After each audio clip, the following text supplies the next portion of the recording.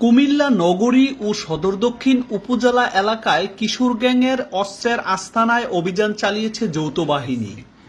অভিযানে মূল অস্ত্র সরবরাহকারী সহ মোট ৯ জন অপরাধীকে আটক করা হয় এবং বিপুল পরিমাণ অস্ত্র, গুলি, মাদক ও অবৈধ সামগ্রী উদ্ধার করা হয়েছে।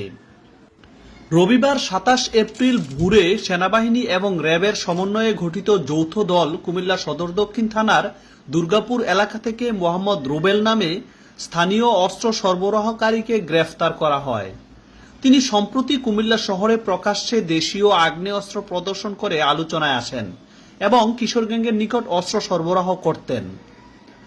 পরে কুমিল্লা শহরের রেসকোর্স পলাশীগলি এলাকা থেকে মোহাম্মদ আকিব হোসেন, মোহাম্মদ সাজ্জাদ হোসেন, মোহাম্মদ শাহাদাত হোসেনকে আটক করা হয়। অভিযানে টেবিলের নিচে লুকিয়ে রাখা অবস্থায় একটি 9mm পিস্তল, 4 রাউন্ড গুলি, একটি রিভলভার, 8 রাউন্ড রিভলভারের এমুনিশন, ইয়াবা, বিদেশি মদ, স্বর্ণের চেন, ল্যাপটপ সহ নানা অবৈধ সামগ্রী উদ্ধার করা হয়। আটককৃত ব্যক্তিদের তথ্যমতে কিশোর গ্যাংয়ের আরও 4 সদস্য মোহাম্মদ সাইফুল ইসলাম, মোহাম্মদ ইমরান হোসেন রতন, মোহাম্মদ মুজাহিদ, মোহাম্মদ রফিউল আলম শফিকে বিভিন্ন স্থানে অভিযান চালিয়ে আটক করা হয়। তাদের কাছ থেকে আরও 4টি মোবাইল ফোন উদ্ধার করা হয়।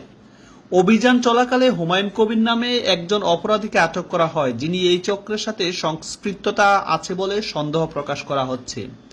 আটককৃত ব্যক্তি ও উদ্ধারকৃত আলামতসমূহ আইনগত ব্যবস্থার জন্য সংশ্লিষ্ট থানায় হস্তান্তরের প্রক্রিয়া চলমান রয়েছে।